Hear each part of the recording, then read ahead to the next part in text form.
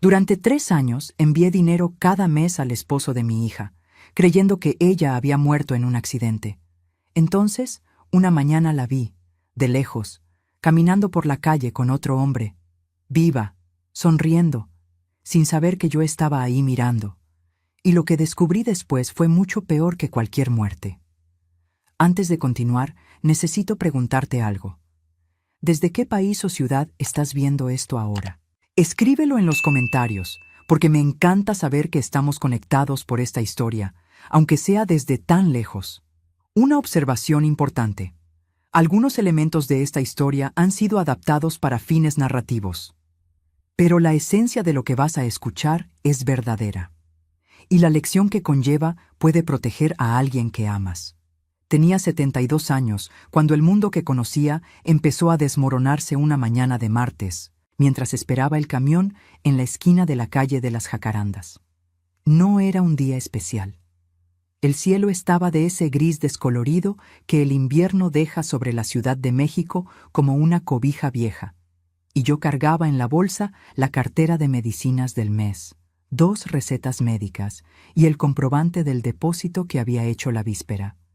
600 pesos, el mismo valor de cada mes en los últimos 3 años, enviados para Rodrigo, mi yerno, el viudo de mi hija Claudia. Yo me llamo Dora. Doriña me decía mi esposo Antonio, que partió hace 6 años de un infarto silencioso un viernes por la mañana mientras tomaba el café que yo le había preparado.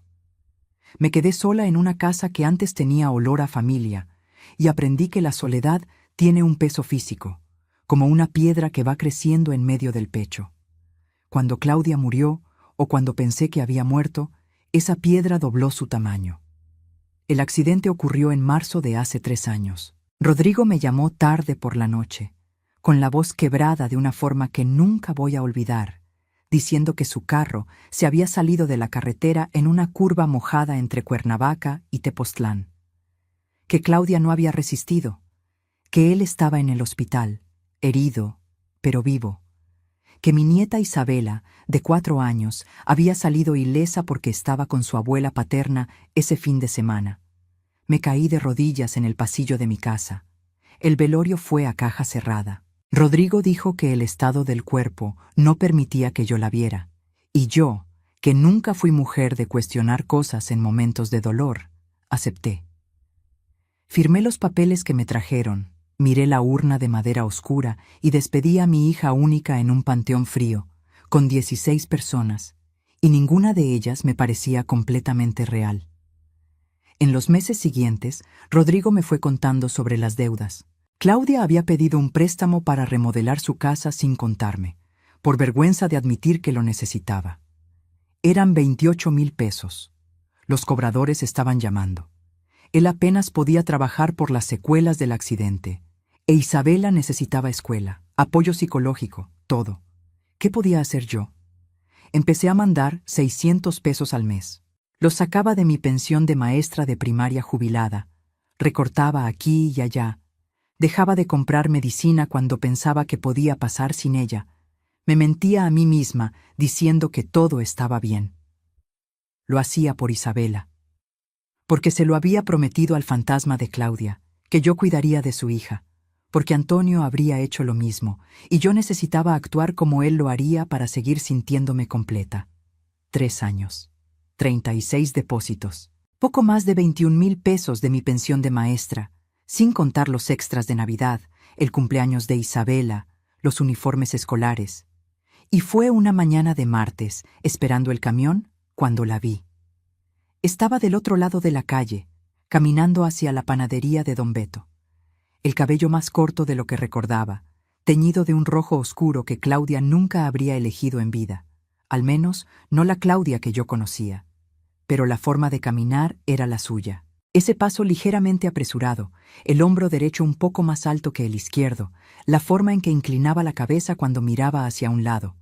Parpadeé. Miré de nuevo. La mujer entró a la panadería con un hombre que yo no conocía. La mano de él reposaba en la espalda de ella con una intimidad de quien ya conoce cada centímetro de esa persona. Llegó mi camión. No me subí. Me quedé ahí parada en la banqueta por no sé cuánto tiempo, con el comprobante del depósito en la mano y un zumbido en los oídos que apagaba el ruido de toda la ciudad. Los peatones pasaban junto a mí, un repartidor de moto tocó el claxon, un niño me empujó sin pedir disculpas. No me moví. No podía ser ella. Era imposible. Claudia estaba muerta. Yo había ido al velorio, había sostenido la urna con las 2 manos, había puesto una margarita sobre la tierra del cementerio. Claudia estaba muerta. Pero esa forma de caminar, Dios del cielo, esa forma de caminar era la suya. Entré a la panadería unos 5 minutos después, con el corazón acelerado y las piernas temblorosas. Pedí un vaso de agua en la parte del mostrador más alejada, intentando localizar a la mujer sin que pareciera que buscaba a alguien. La panadería estaba llena, voces mezcladas, el olor a pan dulce que en otro día sería reconfortante. Caminé despacio por el lugar, mirando las mesas. Se habían ido. Salí a la banqueta y miré hacia ambos lados de la calle. Nada. El hombre y la mujer de cabello rojo habían desaparecido como si nunca hubieran existido, y me quedé ahí preguntándome si me estaba volviendo loca, si el luto finalmente me estaba pasando la factura en forma de alucinaciones en una mañana fría de la capital. Regresé a casa a pie, aunque estaba lejos, porque necesitaba tiempo para pensar. Fui directo al cuarto de Claudia, que había mantenido exactamente como ella lo dejó la última vez que me visitó, meses antes del accidente. Abrí el closet, saqué el álbum de fotos que estaba en la repisa de arriba y fui hojeando despacio, como quien busca algo que no sabe exactamente qué es. La Claudia de las fotos sonreía con su cabello castaño lacio, el hombro derecho siempre levemente más alto en las fotos de frente. Cerré el álbum. Me senté en la orilla de su cama y me quedé mirando la pared por un tiempo que no sé medir. Después tomé el teléfono y llamé a mi vecina Conchita, que trabajó 20 años como recepcionista en una clínica y conoce a medio barrio. Le dije, con una voz que traté de mantener tranquila, que había visto a una mujer en la calle que se me hizo muy parecida a mi hija, que sabía que era imposible, que probablemente necesitaba ajustar mi medicina de la presión. Conchita se quedó en silencio por un momento. Entonces dijo algo que yo no esperaba. Dijo que no era la primera vez que pensaba en llamarme por esa sensación, que ya la había visto 2 semanas antes, a una mujer parada en la esquina de mi calle que la hizo pensar en Claudia, que había descartado el pensamiento como una coincidencia, pero que ahora, con lo que yo contaba, la cosa era demasiado pesada para ignorarla. Me preguntó si sabía que el condominio de la esquina había instalado cámaras de seguridad a principios de año. No lo sabía. Ella conocía al administrador. Pasé la noche siguiente sin dormir de verdad. Me dormía y despertaba. Dormía y despertaba, con esa imagen regresando cada vez que cerraba los ojos. El paso apresurado, el hombro levantado, la mano del hombre desconocido puesta en la espalda de la mujer de cabello rojo con una familiaridad que me causaba una náusea que no sabía nombrar bien. Por la mañana, Conchita me buscó en casa y fuimos juntas a hablar con el administrador del condominio residencial Los Olivos, que está en la esquina donde yo esperaba el camión. Don Pancho, un hombre robusto y amable que siempre anda en bermudas, nos recibió en la entrada con un café ya listo, como si esperara visita. Conchita explicó la situación con más tacto del que yo habría tenido. Dijo que yo era una señora mayor, una madre que perdió a su hija, que creía haber visto a alguien sospechoso cerca del edificio y necesitaba revisar las imágenes de la cámara de la calle. Don Pancho no pidió más explicaciones. Dijo que las cámaras externas captaban un buen tramo de la banqueta de enfrente y que el sistema guardaba las imágenes por 30 días. Nos sentamos en una oficina apretada con olor a cloro, frente a un monitor viejo. Don Pancho fue navegando por el sistema con dedos sorprendentemente ágiles para un hombre de 70 años, y en 10 minutos ya estaba mostrando la grabación del día anterior, a la hora en que yo estaba en la parada del camión. La imagen era a color pero un poco borrosa. Me vi a mí misma en la banqueta, una figura pequeña de cabello blanco y abrigo azul, y después vi el otro lado de la calle. Vi al hombre y a la mujer pasando. Aguanté la respiración. Don Pancho amplió la imagen todo lo que el sistema permitía. Tardé tal vez unos 10 segundos mirando ese rostro borroso en la pantalla, el cabello rojo oscuro, el perfil, el hombro. Después la cámara captó un momento en que ella giró levemente la cabeza. Tal vez para decirle algo al hombre de al lado, tal vez para mirar un aparador. Y por unos 3 segundos se pudo ver su rostro de frente. Sentí a Conchita apretar mi brazo. No dije nada. No pude decir nada. Pedí permiso con un gesto de cabeza y fui al baño de la entrada, donde cerré la puerta, me senté en la tapa del excusado y aguanté el llanto con toda la fuerza que me quedaba. No porque estuviera triste, sino porque, mirando ese rostro borroso en la pantalla, lo había reconocido. Y reconocerlo significaba que 3 años de dolor se habían construido sobre una mentira. Regresé a la oficina después de unos minutos. Le pedí a don Pancho que hiciera una captura de la mejor imagen disponible. La imprimió sin preguntar el por qué. Salimos con la hoja doblada en mi bolsa y Conchita solo me preguntó qué estaba pensando cuando ya estábamos en la banqueta, lejos de cualquier oído. Le dije que necesitaba estar segura antes de hacer cualquier cosa, que iba a llamar a mi cuñado Raúl, hermano de Antonio, ex investigador de seguros, alguien que sabía cómo encontrar cosas sin hacer ruido, que no iba a depositar el dinero del mes hasta entender qué estaba pasando. Conchita asintió. Me acompañó hasta mi casa en silencio, como lo hacen las buenas amigas, sin necesidad de llenar el aire con palabras que no servirían de nada. Raúl contestó a la segunda llamada. Tenía 81 años, jubilado hace 12, pero con una cabeza que aún funcionaba como cuando rastreaba fraudes de seguros en los 90. Le expliqué todo en voz baja, sentada en la cocina con la foto impresa frente a mí. Me escuchó sin interrumpirme ni una sola vez, y cuando terminé, se quedó en silencio por unos 5 segundos que parecieron 5 minutos. Después dijo: «Mándame esa foto por WhatsApp y no hagas ni un depósito más». Se la mandé. Y obedecí. Pasar los días siguientes fingiendo que todo estaba bien fue el esfuerzo más difícil de mi vida, y miren que he pasado por mucho. Cada mañana me despertaba con el estómago hecho nudo. Tomaba el café mirando la foto de Claudia que está en la pared de la cocina. Ella con su vestido blanco en su fiesta de 15 años, sonriendo a la cámara con Antonio al lado. E intentaba no pensar en lo que eso podía significar. Porque si era ella, si de verdad estaba viva, entonces el velorio había sido una farsa. La urna había sido una farsa. El luto de 3 años había sido una farsa. Y cada centavo que yo había depositado cada mes para Rodrigo había alimentado una mentira que destruyó algo dentro de mí que aún no sabía cómo nombrar.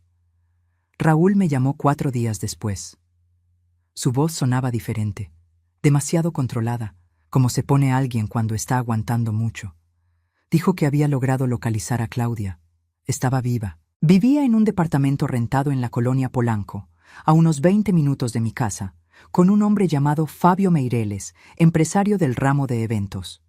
Raúl tenía la dirección, el número de departamento, el nombre del edificio. Había verificado el contrato en el registro. La renta estaba a nombre de Fabio, pero había documentos de correspondencia asociados al RFC de Claudia, al RFC de una mujer a la que yo había enterrado. Me quedé en silencio al teléfono por tanto tiempo que Raúl preguntó si seguía ahí. Dije que sí. Pregunté por Isabela, mi nieta. Raúl dijo que Isabela estaba con su padre, Rodrigo, en su departamento en la del Valle, donde vivía desde el accidente. Que la niña estaba inscrita en una escuela particular, que aparentemente iba y venía por su vida de niña de 6 años sin saber que la madre que ella creía muerta vivía a media hora de distancia. Ahí lloré. Esta vez no me aguanté. Lloré por teléfono, con Raúl esperando en la línea, con la paciencia de un hombre que ya lo ha visto todo y entiende que a veces el llanto es la única respuesta correcta para ciertas noticias. Lloré por la Isabela, que crecía creyendo que su madre había muerto en una curva mojada. Lloré por los 3 años de depósitos que había hecho recortando medicinas y dejando de comprar fruta, Lloré por el Antonio que no estaba ahí para ayudarme a entender. Y lloré de rabia, que es el llanto más pesado de todos. Raúl vino a visitarme el sábado siguiente. Llegó en su coche. Él todavía maneja, gracias a Dios. Con un folder de plástico bajo el brazo y una expresión que solo le había visto una vez antes, cuando nos avisó que Antonio había sido encontrado muerto en el sillón. Esa expresión de quien está a punto de cambiarle la vida a alguien con información que no pidió tener. Nos sentamos en la mesa de la cocina. Abrió el folder. En 3 días de trabajo, usando contactos que acumuló en décadas de investigación, Raúl había armado un cuadro de la situación que era más complicado de lo que imaginaba. Mucho más complicado. Claudia no había desaparecido por impulso. Todo había sido planeado con cuidado. El accidente era real. De hecho, ocurrió en la carretera entre Cuernavaca y Tepoztlán, en marzo de hace 3 años. Pero Claudia no estaba en el coche. El coche era de ella, y Rodrigo manejaba. La pasajera que murió en el accidente era otra mujer, cuyo cuerpo fue identificado con los documentos que Rodrigo presentó en el hospital como si fueran de Claudia. Raúl no me dijo de dónde venía esa mujer. Solo dijo que había indicios, documentos registrados de forma irregular y que eso era asunto de la policía, no nuestro.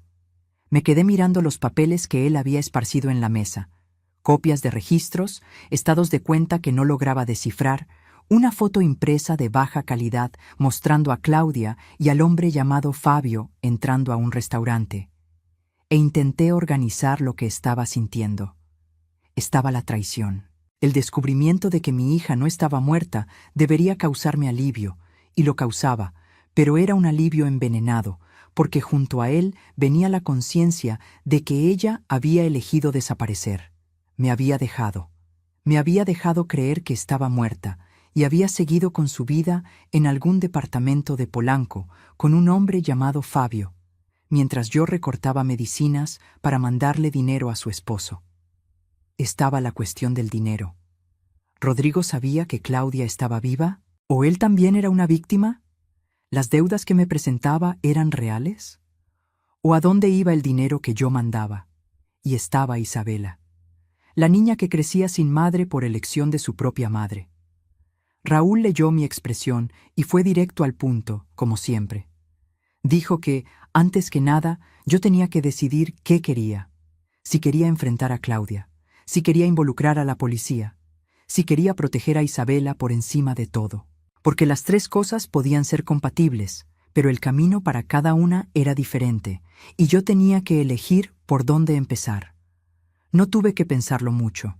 Dije que quería la verdad completa antes de cualquier confrontación, que quería entender qué había pasado, quién sabía qué, a dónde había ido mi dinero, y que cualquier paso que diera tenía que considerar lo que fuera mejor para Isabela antes que cualquier otra cosa.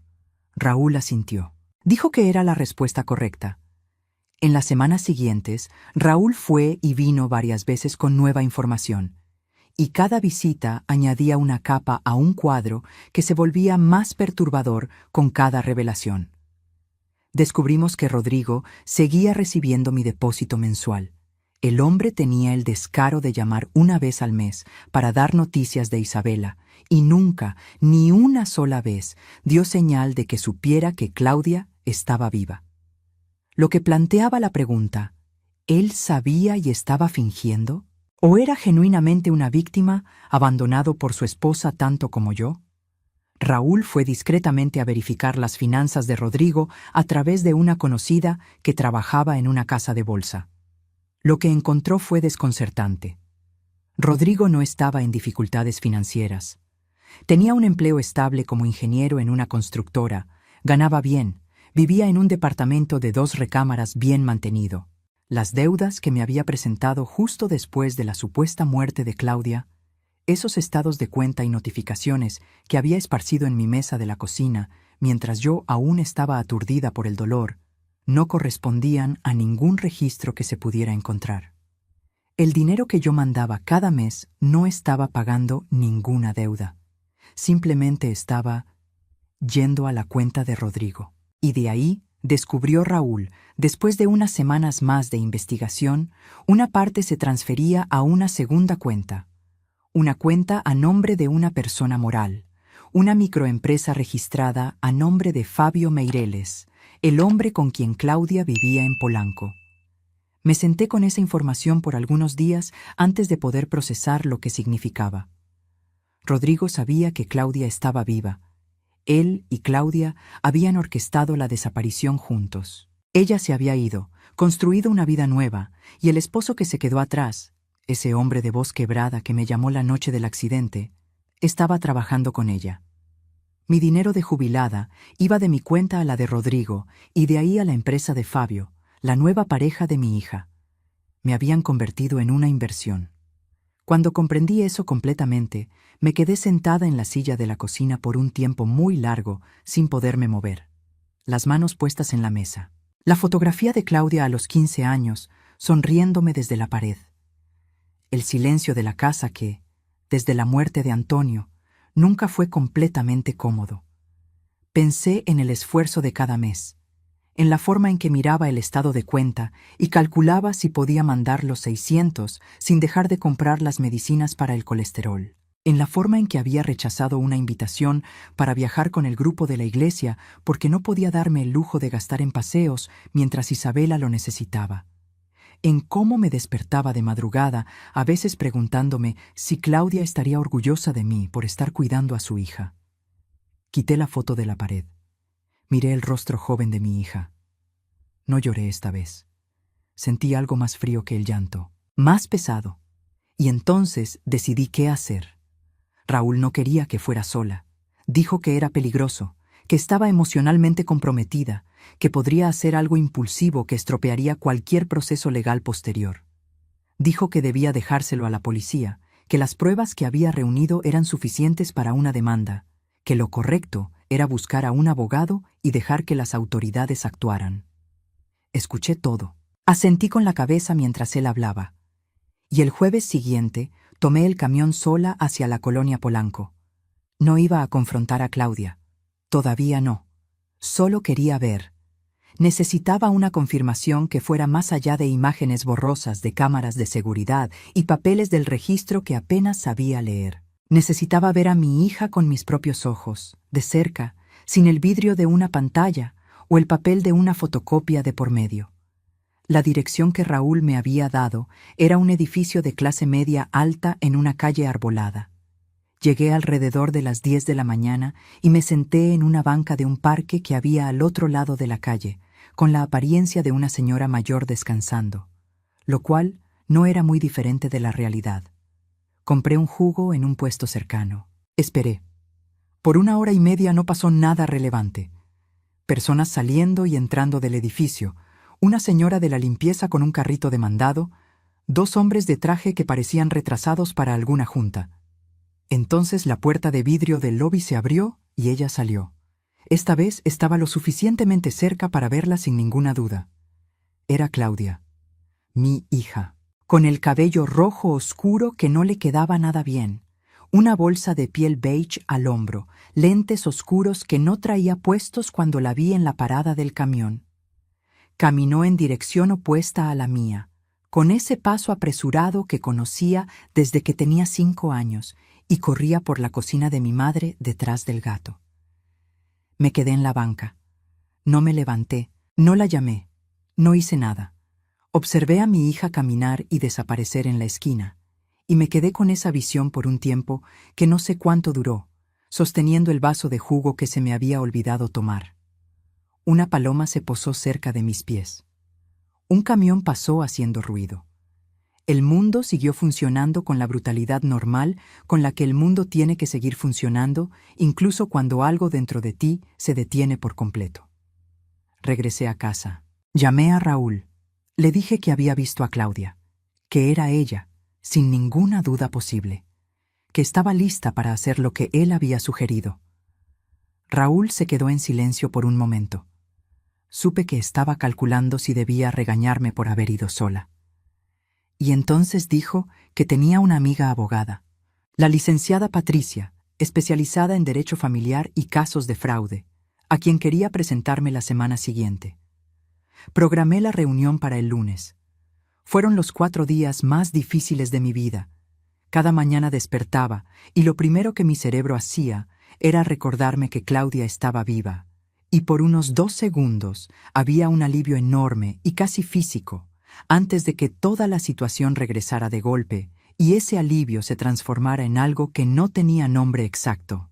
Una mezcla de amor y rabia y luto e incredulidad que se quedaba dando vueltas sin encontrar dónde asentarse. No se lo conté a nadie más que a Raúl y Conchita. No porque no quisiera. Había momentos en que las ganas de llamar a alguien y soltarlo todo eran casi insoportables. Pero Raúl había sido claro. Cualquier cosa que llegara a oídos de Claudia, Rodrigo o Fabio antes de tiempo podría hacerlos desaparecer de verdad. Y yo no podía darme el lujo de perder a Isabela por culpa de una plática que no debió suceder. La reunión con la licenciada Patricia fue en su despacho, en un edificio corporativo en la colonia Roma. Una mujer de unos 50 años, cabello entrecano recogido, lentes finos, con ese aire tranquilo de quien ha escuchado historias peores que la mía y sabe exactamente qué hacer con ellas. Escuchó mientras Raúl y yo explicábamos todo. Fue tomando notas, haciendo preguntas cortas y precisas, sin demostrar sorpresa en ningún momento. Cuando terminamos, pidió ver los documentos que Raúl había reunido. Los analizó por unos 15 minutos en silencio. Después me miró y dijo, con una voz muy directa que agradecí, «Lo que tienen aquí es suficiente para una denuncia por fraude y abuso de confianza. Pero antes de eso, necesitamos una cosa más. Una prueba de que el dinero que usted enviaba todos los meses llegaba a manos de Claudia o de Fabio Meireles, no solo de Rodrigo. Porque la cadena tiene que estar completa». Pregunté cómo lo lograríamos. Dijo que había una forma, y que tendría que ser paciente por unas semanas más. La licenciada Patricia tenía un contacto en una empresa de consultoría financiera que hacía análisis de flujo de efectivo en casos de sospecha de fraude. No era exactamente legal en el sentido más estricto, pero estaba dentro de una zona que ella describió como necesaria y defendible. Y después de 3 años siendo engañada, yo no estaba en posición de preocuparme mucho por zonas grises. Lo que el consultor encontró, en cerca de 2 semanas de trabajo, fue un rastro de dinero que funcionaba así. Los 600 pesos que yo depositaba en la cuenta de Rodrigo cada mes se transferían generalmente en 2 o 3 días a una cuenta de una persona moral. Esa empresa, registrada a nombre de un socio fantasma, recibía regularmente los montos y de ahí los distribuía. Una parte se quedaba para Rodrigo, quien vivía de su mitad como si fuera simplemente el salario normal de un ingeniero que paga sus cuentas. La otra parte iba directo a la cuenta personal de Fabio Meireles. 3 años de depósitos míos, 36 meses. Más de 21,000 pesos saliendo de mi pensión de maestra de primaria y alimentando el departamento de Polanco, donde mi hija vivía una vida nueva mientras yo prendía veladoras en el panteón. Cuando la licenciada Patricia me presentó el reporte, una tarde de lluvia fina en su oficina, sostuve el papel con las 2 manos y leí los números 2 veces para estar segura de que entendía. Después doblé el papel con mucho cuidado, como si fuera frágil, y lo guardé en mi bolsa. Pregunté qué pasaba con Isabela en todo este escenario. Era la pregunta que más pesaba desde el principio. Isabela tenía 6 años. Vivía con su padre, Rodrigo, quien aparentemente era un buen padre en el sentido práctico. La escuela particular, las consultas médicas, la rutina estable. Pero era un hombre que había participado en una farsa que privó a la niña de su abuela materna por 3 años, que la dejaba crecer creyendo que su madre estaba muerta, que usaba el dinero de la abuela para financiar la nueva vida de la mujer que había abandonado a su propia hija.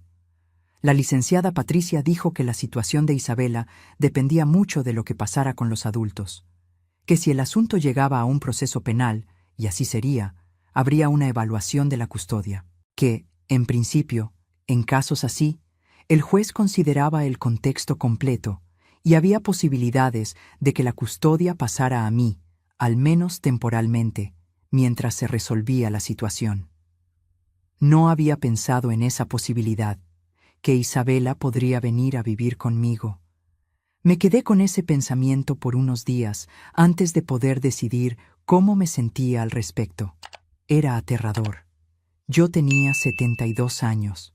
No había criado a un hijo en décadas. Mi casa era silenciosa y antigua, adaptada para una mujer que vivía sola.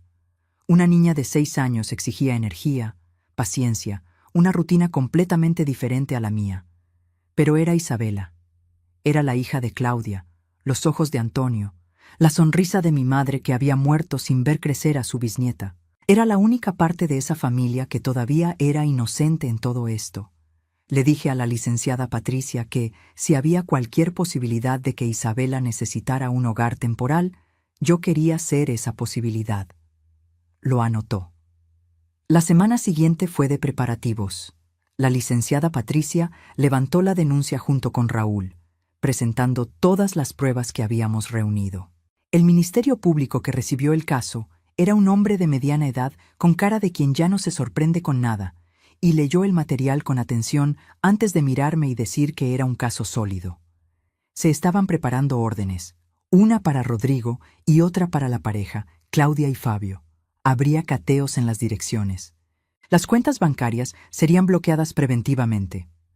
Antes de que se ejecutara cualquier orden, la licenciada Patricia me sentó frente a ella y me preguntó si quería estar presente en el momento de abordar a Claudia. Dijo que era inusual, que normalmente los familiares esperaban en casa, pero que dada la naturaleza del caso y el hecho de que yo era la víctima principal, era decisión mía. Lo pensé por un momento. Dije que sí, quería estar ahí. No por rabia, aunque la rabia existía, profunda y legítima. No por venganza, sino porque 3 años de dolor y confusión y dinero recortado de mis medicinas merecían al menos el derecho de mirar a los ojos a la persona que había fabricado todo eso, de dejar que Claudia me viera, de existir frente a ella de una forma que no pudiera ignorar. La licenciada Patricia anotó una vez más y fijó la fecha para el jueves siguiente. El jueves amaneció con un sol inesperado para la estación, de esas mañanas que la Ciudad de México ofrece ocasionalmente como si pidiera disculpas por el invierno. Me vestí con cuidado. Elegí el abrigo café que Antonio me dio de cumpleaños unos años antes de su muerte, y tomé el café despacio, mirando por la ventana de la cocina hacia el jardín que necesitaba una poda. Raúl llegó a las 8 de la mañana. Seguimos hacia el despacho de la licenciada Patricia, de donde iríamos junto con el equipo de la Fiscalía hasta el departamento de Polanco. La licenciada Patricia estaba seria y práctica como siempre, con su folder bajo el brazo y el teléfono en la mano. Había 2 investigadores, una mujer y un hombre, que nos recibieron en la puerta del despacho con mucho menos ceremonia de la que esperaba. El trayecto hasta Polanco duró unos 20 minutos en el tráfico de la mañana. Fui sentada en el asiento de atrás del coche de Raúl, mirando por la ventana la ciudad que seguía funcionando sin ninguna consideración por lo que estaba a punto de pasar en mi vida. El edificio era exactamente como lo recordaba del día en que fui a espiar. Los árboles de la calle daban una sombra generosa. Parecía un lugar tranquilo, el tipo de lugar donde la gente despierta tarde los fines de semana y toma café con vista. Los investigadores subieron primero. Raúl y yo nos quedamos en la banqueta con la licenciada Patricia, esperando. Tardó unos 10 minutos. Entonces, la licenciada Patricia recibió un mensaje en el teléfono y dijo, con voz neutra, «Pueden subir». El departamento era en el 5º piso. El elevador subió despacio. Cuando la puerta se abrió y salí al pasillo, vi a los investigadores parados en la entrada abierta del departamento y vi, adentro, a Claudia. Estaba de pie en medio de la sala, de brazos cruzados, con la expresión de quien fue despertado por sorpresa y está tratando de decidir en tiempo real cómo reaccionar. El cabello rojo lo tenía recogido en un chongo de cualquier manera. Vestía una pijama y parecía más pequeña de lo que recordaba, de la mujer que había seguido a la distancia por las cámaras y por las calles. Cuando me vio, su expresión cambió de una forma que no sé describir exactamente. No fue horror, aunque había algo parecido. No fue alivio, aunque por un segundo fugaz creí ver una sombra de ello. Fue más como el rostro de alguien que sabía, en algún nivel, que este momento llegaría, y que pasó años tratando de no pensar en él.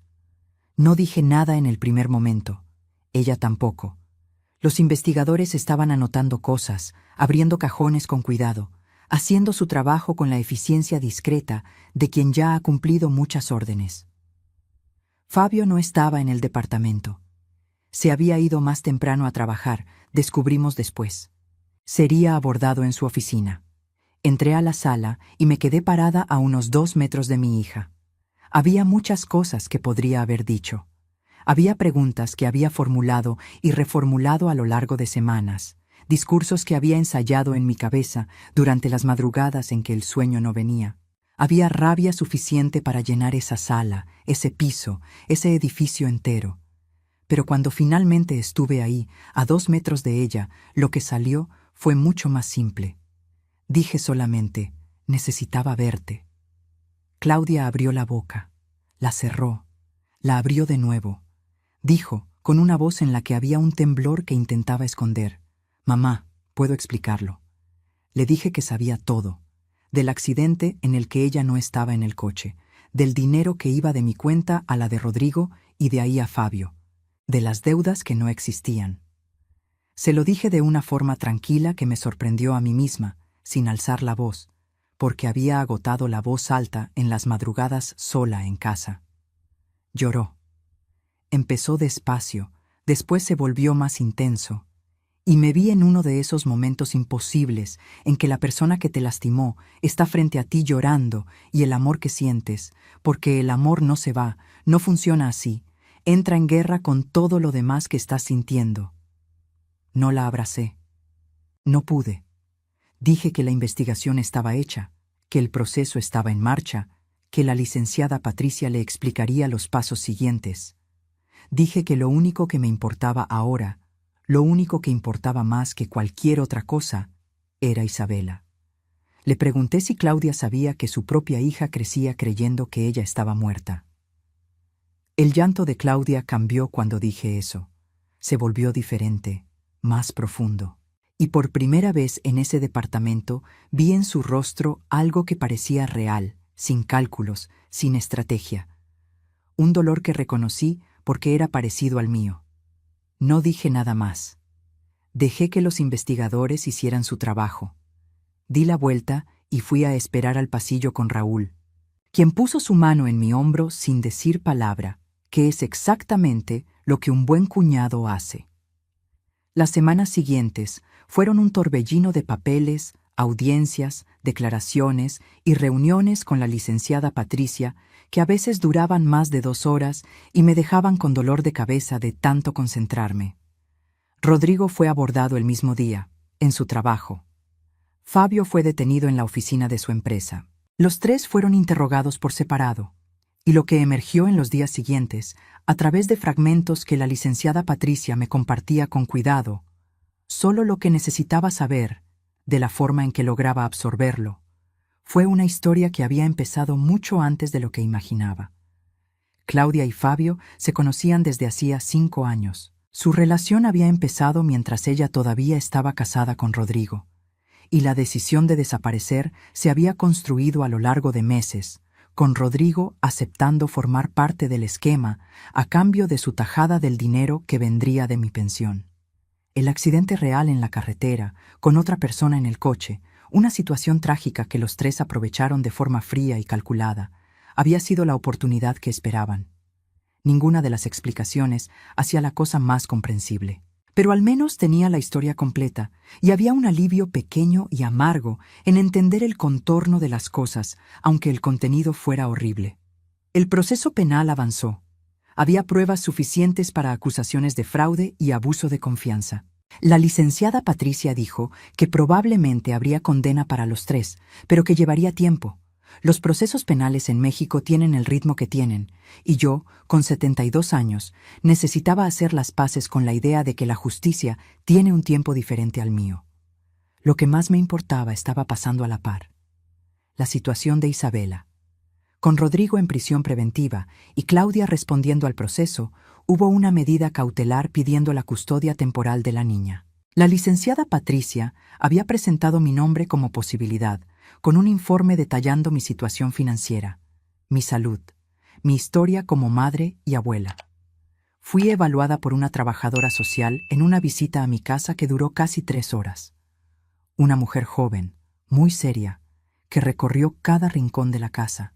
Hizo preguntas sobre mi rutina, mi salud, mi red de apoyo. Conchita fue llamada como referencia y se quedó unos 40 minutos platicando con ella en la sala mientras yo intentaba no monitorear la conversación desde la cocina. 3 días después, la licenciada Patricia me llamó. La custodia temporal de Isabela me había sido concedida. Fui a buscar a mi nieta un viernes por la tarde.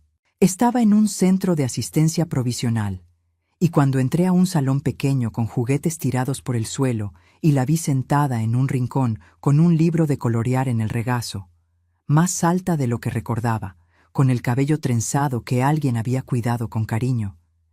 Necesité detenerme un segundo en la puerta para reorganizarme antes de seguir caminando. Isabela me miró por un momento, dudosa. Le dije que era su abuela Dora, que iba a vivir conmigo por un tiempo. Inclinó la cabeza levemente, de la forma en que Antonio hacía cuando estaba pensando en algo. Entonces preguntó, con una voz muy seria de niña que intentaba entender el mundo de los adultos: «Abuela, ¿tienes gato?» Dije que no, pero que la vecina Conchita tenía 2. Lo pensó por un segundo. Entonces dijo: «Está bien». Y fue a recoger sus cosas. En el camino de regreso a casa, ella fue sentada en el asiento de atrás, mirando por la ventana con esa atención silenciosa de niño que está registrando todo. Cerca de casa, preguntó si tenía galletas. Dije que sí. Preguntó si la dejaría ver la tele antes de dormir. Dije que tal vez, dependiendo de qué hora fuera. Aceptó el tal vez con una seriedad que me hizo pensar que era una niña acostumbrada a recibir respuestas inciertas. La primera semana fue difícil de la forma en que todo lo nuevo e importante es difícil. Tuve que reorganizar mi cuarto para que ella tuviera el espacio del cuarto de Claudia, que me propuse no presentar como el cuarto de tu mamá, porque no sabía todavía cómo manejar esa conversación. Tuve que aprender de nuevo los horarios de los niños, las comidas, el ritual del baño y del cepillo de dientes y de la pijama. Tuve que descubrir que Isabela le tiene miedo a los truenos y le gusta dormir con una lamparita encendida en la esquina. Pero también descubrí que se ríe fácil, que le gusta mezclar los colores cuando pinta y se enoja cuando alguien intenta corregirla, que guarda las galletas que sobran en un bolsillito de su pijama para después, que cuando tiene sueño, dice que no tiene, igual que su padre, igual que Claudia cuando era pequeña, igual que probablemente yo cuando era niña.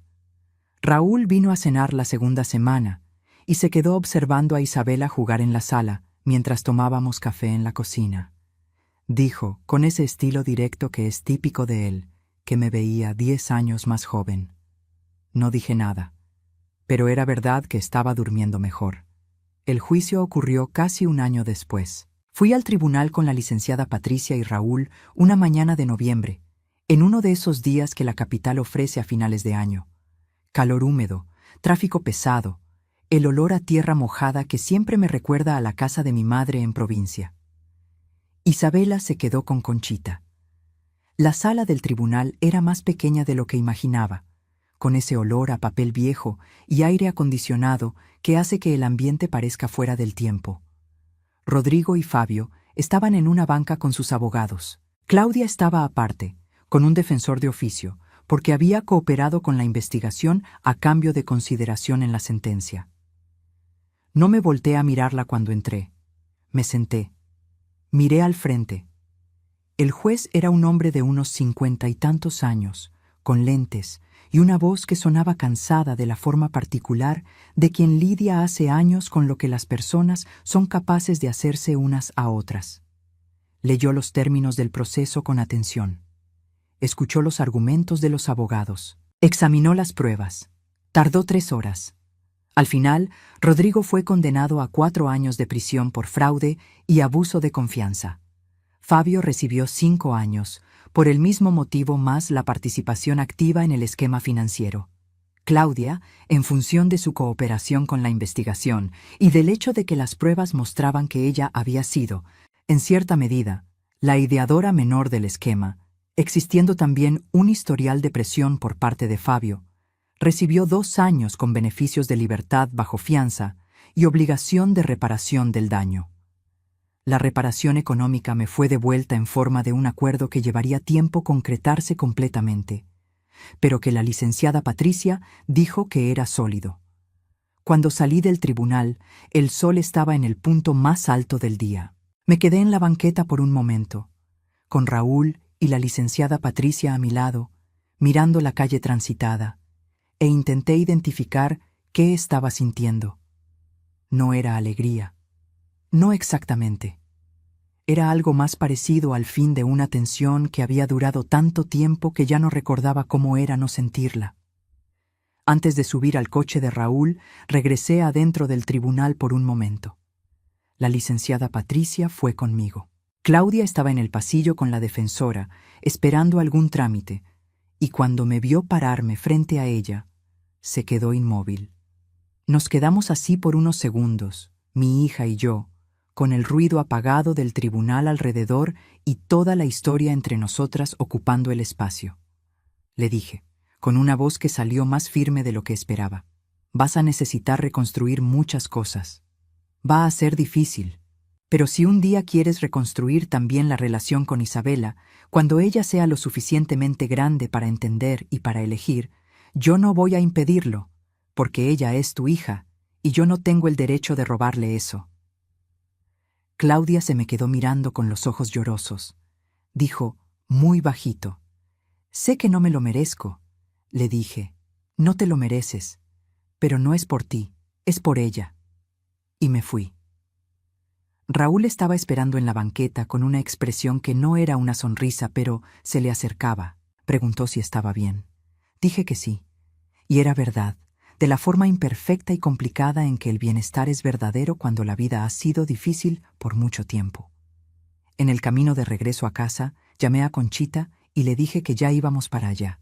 Escuché al fondo, por el teléfono, a Isabela preguntando si su abuela ya venía. Conchita dijo que sí. Y escuché a mi nieta decir, con esa voz de niño que no mide el peso de las cosas que dice y por eso da en el clavo: ¡qué bueno! Porque ya terminé de colorear el dinosaurio y mi abuela prometió enseñarme a hacer pastel. No se lo había prometido, pero le iba a enseñar de todos modos. Llegamos a casa a media tarde.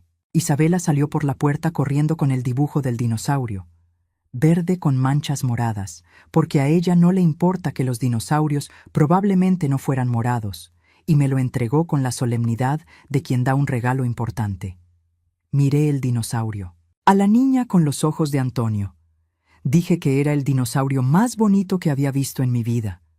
Me jaló a la cocina para hacer el pastel y fui, con la foto de Antonio en la pared viéndome pasar y el sol de la tarde entrando por la ventana que se me había olvidado cerrar por la mañana, y pensé que había cosas que el tiempo se lleva y no devuelve.